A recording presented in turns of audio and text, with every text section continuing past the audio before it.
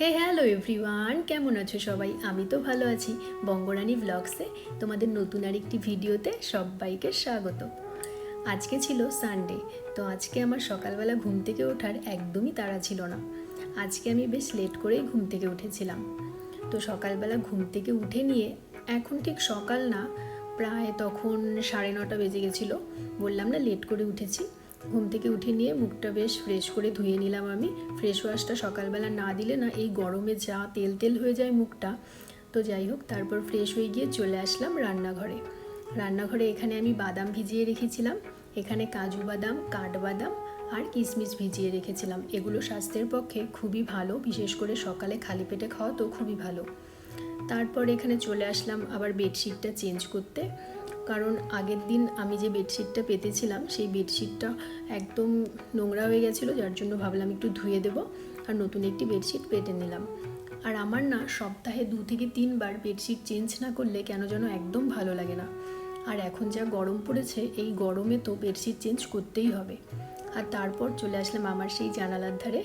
এই জানালাটা দিয়ে না বাইরের দিকটা কিছুটা দেখা যায়, একদম অল্পই দেখা যায়, যেহেতু আমরা নিচের ফ্লোরে থাকি, একদমই বাইরের দিকটা ওয়ালের জন্য দেখতে পারি না। তারপর এখানে বাদামগুলো দিয়ে দিলাম হাজব্যান্ডকে, আমি নিজেও খেয়ে নিলাম। আর এখানে না ছোলার ডাল ভিজিয়ে রেখেছিলাম আগের দিন, যাতে অনেকটা নরম হয়ে যায়। তো ছোলার ডালটাকে আমি 3-4 বার জল পাল্টে পাল্টে ধুয়ে নিচ্ছি। এখন জল বসিয়ে দিলাম, এখন ছোলার ডালটা এর মধ্যে দিয়ে দেব। তারপর এর মধ্যে আমি অল্প লবণ দিয়ে দিলাম, যেহেতু ছোলার ডালটা সেদ্ধ হতে অনেকক্ষণ টাইম লাগে, তাই অল্প লবণ দিয়ে দিলাম, এতে কিন্তু তাড়াতাড়ি সেদ্ধ হয়ে যাবে। আর এখানে মশলাটা করে নিচ্ছি। দিয়ে দিলাম আদা, কাঁচা আর পাকা লঙ্কা, আর দিয়ে দিলাম জিরে গুঁড়ো। এখন সমস্তটা ভালো করে মিহি করে পেস্ট করে নেব। আর আমি প্রেসার কুকারেও পারতাম ডালটাকে সেদ্ধ করতে, কিন্তু কেন জানি না আমার মনে হলো এমনিই সেদ্ধ করে নিই। যাই হোক, এদিকে আমার ডালটা সেদ্ধ হয়ে গেছে, নামিয়ে নিলাম।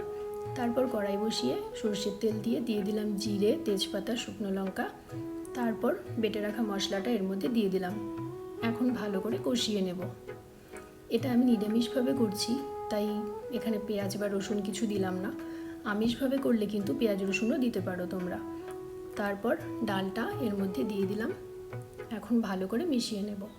আর জানো তো, একটু ছোলার ডালটা একটু দানা দানা থাকলেই না খেতে বেশ ভালো লাগে, একদম গলে মিহি হয়ে গেলে ভালো লাগে না। তারপর এর মধ্যে আমি দিয়ে দিলাম হলুদ, আর নামানোর আগে সামান্য পরিমাণে চিনি দিয়ে তারপর নামিয়ে নেব, কারণ একটু চিনি না দিলে কিন্তু ছোলার ডাল খেতে একদমই ভালো লাগে না। তো একটু চিনি দিয়ে তারপর একটু জাল করে নিয়ে নামিয়ে নিলাম। আর আমি এখানে রুটিও করে নিয়েছিলাম। আর আমার হাজব্যান্ড না সকালবেলা রুটি খেতেই বেশি পছন্দ করে, আর বিশেষ করে ছুটির দিনগুলোতে রুটিই খাবে, ভাত তো একদমই খাবে না। তো এখানে রুটিও করে নিয়েছিলাম আর একটি কলাও দিয়ে দিলাম। তো ব্রেকফাস্টের আমাদের আজকের রেসিপি এটাই ছিল। তারপর খাবার দাবার দিয়ে দিলাম, আর আমি একটু গুছিয়ে নিয়ে তারপর খাওয়া দাওয়া করব। কারণ জানোই তো সবাই, যারা রান্নাবান্না করো, তো সবারই কিন্তু রান্নাঘরটা পরিষ্কার না করে খেতে ইচ্ছে করে না। আমারও কিন্তু তাই, রান্নাঘরটা পরিষ্কার করে নিয়ে তারপর চলে আসলাম খেতে।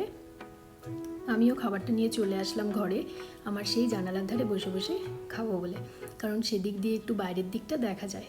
তারপর খাওয়া দাওয়া করে হাজব্যান্ডের জন্য একটু চাও করে দিলাম। আমি তো চা খাবো না, 1 কাপই চা করেছিলাম তাই। আর আমার হাজব্যান্ড চা খেতে ভীষণই পছন্দ করে, কিন্তু কি বলো তো, একদম অল্প পরিমাণে খাবে। চা খেতে পছন্দ করে ঠিকই, কিন্তু একদম অল্প পরিমাণে খাবে। তারপর চাটা দিয়ে দিলাম। তারপর এখানে স্নানটাও সেরে নিলাম। আজকে একটু লেটই হয়েছিল স্নান করতে, ব্রেকফাস্টটা করে নিয়ে তারপর স্নান করেছিলাম। তারপর আবার চলে আসলাম রান্নাঘরে দুপুরের খাবার দাবারের আয়োজনের জন্য। আর আমি জানো তো ব্লিঙ্কিট থেকে এসব অর্ডার করেছিলাম। আর কি একটা ঘটনা ঘটেছে জানো তো, ব্লিঙ্কিটে আমি দুধ অর্ডার করেছিলাম, দুধের প্যাকেটটা ফেটে গিয়ে একদম সমস্ত সবজিতে যা যা অর্ডার করেছিলাম সব কিছুতে একদম লেগে গেছিলো। যদিও আমার দুধের প্যাকেটের টাকাটা নেয়নি, কিন্তু আমার এসব পরিষ্কার করতে, মানে স্নান করে এসে এসব পরিষ্কার করতে একদমই ভালো লাগছিল না। কি করবো, এসব তো পরিষ্কার করতেই হবে। এখানে আমি নিয়েছিলাম মোচা, তারপর এমনি পাকা কলা, তারপর নিয়েছিলাম কাঁচা লঙ্কা, ঢ্যাঁড়স নিয়েছিলাম, মাশরুম নিয়েছিলাম, ডিম নিয়েছিলাম, আরও অনেক কিছু নিয়েছিলাম। তারপর ভাবছি আজকে কি রান্না করা যায়। আর এখানে না আমি একটি আইসক্রিমও অর্ডার করেছিলাম, সেটার কথা আমি একদমই ভুলে গেছিলাম। তার জন্য এতক্ষণ এসব পরিষ্কার করতে করতে আইসক্রিমটা একদম গলে গেছে। তবে এটাকে কি আর ফ্রিজে রাখবো, তো ভাবলাম খেয়েই নিই, যেহেতু একদমই ছোটো ছিল আইসক্রিমটা। তারপর এখানে চলে আসলাম আবার রান্নাঘরে ভাতটা বসিয়ে দেওয়ার জন্য। তো এখানে আমি ভাতটাও বসিয়ে দিলাম, আর এদিকে ভাতটা বসিয়ে দেওয়ার পর কিছুক্ষণ হাজব্যান্ডের সাথে গল্প করতে করতে আমার ভাতটাও হয়ে গেছিলো। তো ভাতটাকে ফ্যানটা ঝরিয়ে নিলাম আমি। আর তারপর এখানে ভাবলাম যে কি রান্না করা যায়। তো মোচাটা যেহেতু আজকে নিয়েছি, তো মোচাটাই রান্না করি আজকে, যেহেতু ছুটির দিন অনেকক্ষণ টাইম পাবো রান্না করার জন্য। আর মোচাটা তো পরিষ্কার করতে তোমরা জানোই কতটা টাইম লাগে। তো এখানে মোচাটাকে ভালো করে কেটে বেছে ভালো করে পরিষ্কার করে নিচ্ছি। তারপর মোচাটাকে এখানে ভাপানোর জন্য বসিয়ে দিলাম। তারপর মোচাটাকে এখানে রান্নাও করে নিচ্ছি, মশলাটাকে কষিয়ে নিয়ে। আর মোচাতে আমি আলু দিই, আলু না দিলে না আমার কেন যেন খেতে ভালো লাগে না। আলু দিলে একটু মাখা মাখা হয়, এতে কিন্তু খেতে বেশ ভালো লাগে। এখানে মোচাটা হয়ে গেছে, আমি নামিয়েও নেব। আর ভাবছি কি রান্না করা যায়। তো আমার না আজকে মাছ খেতে একদমই ইচ্ছে করছিল না, বা মাংসও খেতে ইচ্ছে করছিল না। ভাবছিলাম এভাবেই নিরামিষের মধ্যে কিছু একটা করব। তো মোচাটা তো করে নিয়েছিলাম। তারপর ভাবছিলাম যে কি রান্না করা যায়।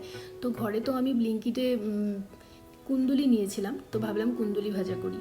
তো কুন্দুলিটা ভাজা হয়েও গেছে, বেশ সেদ্ধ হয়ে গেছে, সেটাকেও নামিয়ে নেব। তো আজকে আমাদের এসবই ছিল দুপুরের মেনুতে। তো তোমাদের ভিডিওটা যদি ভালো লেগে থাকে প্লিজ লাইক, কমেন্ট আর শেয়ার করে